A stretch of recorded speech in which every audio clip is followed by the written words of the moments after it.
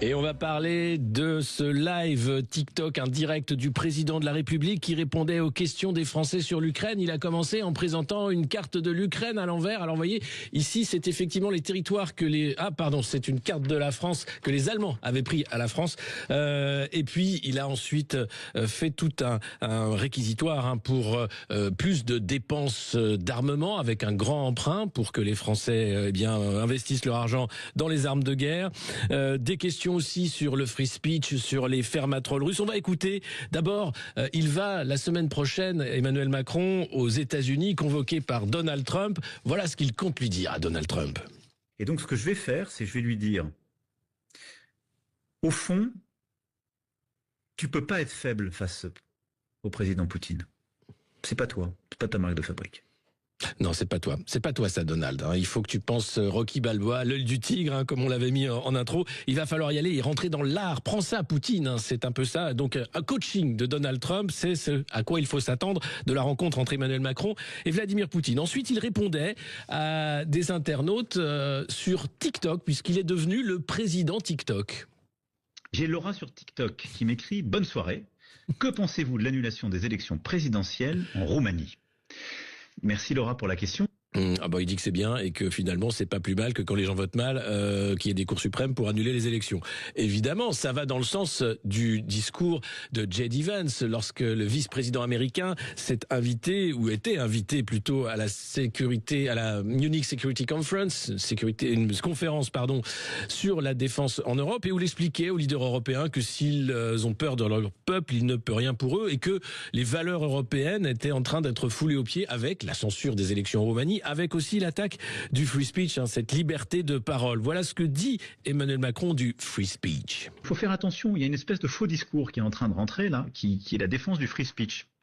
J'entendais le vice-président Vance, avec qui j'ai eu un échange très fructueux quand il est venu à Paris. Si le free speech, c'est en quelque sorte le fait qu'on peut dire tout et n'importe quoi, qu'on peut rouer de coups les gens sur les réseaux sociaux sans raison, qu'on peut tenir les pires discours antisémites et racistes, qu'on peut manipuler l'information en masse si on est fort, ça s'appelle pas la liberté d'expression.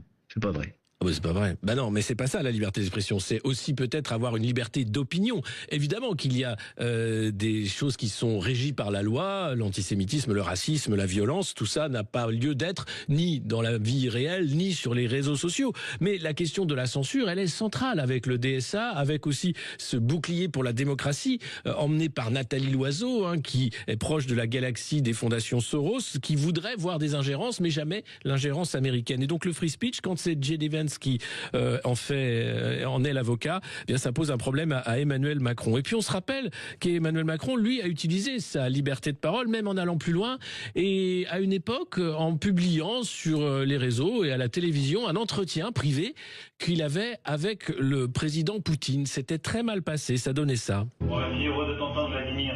Merci pour cette disponibilité ce matin.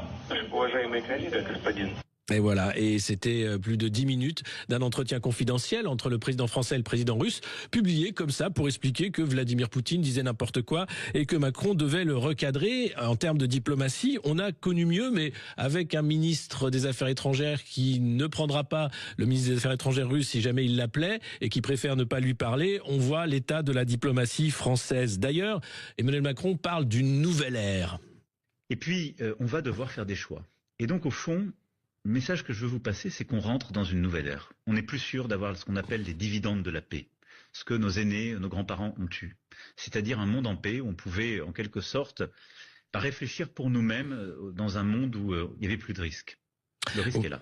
Le risque est là, mais le risque, c'est quoi? C'est de faire en sorte que de 2% du PIB, on passe à 5% du PIB de dépenses de défense pour l'OTAN, et puis que l'Europe s'arme et que on soit prêt si jamais les chars russes venaient à aller jusqu'en Pologne et sur les Champs-Élysées. On a l'habitude de cette rengaine.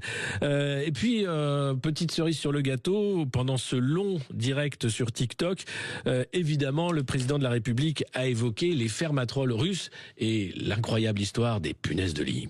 Dès qu'il y a une information qui peut affaiblir la France, c'est démultiplié par 100, par 1000 par les Russes et leurs fermatrolles. Parfois d'ailleurs énormément de fausses informations pour retourner la tête des jeunes. On le voit d'ailleurs chez nous, la fameuse péripéties des punaises de lit, et ça a été signé, c'était des attaques russes.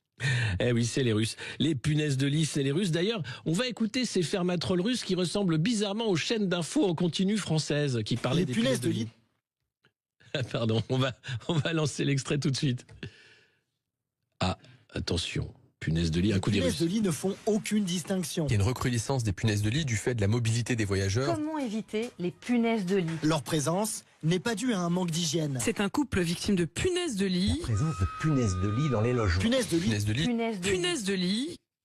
Ah oui, des fermatrolles qui ressemblent fortement à nos chaînes d'infos en continu. Voilà, c'était à peu près ce qu'il y avait à retenir de ce exercice particulier que Macron va refaire avant de proposer un référendum. Eh bien, il répond aux questions en direct de Laura et des autres sur TikTok. Le président TikTok, on ne nous l'avait jamais fait. C'est la 5e République. Vous êtes bien en France.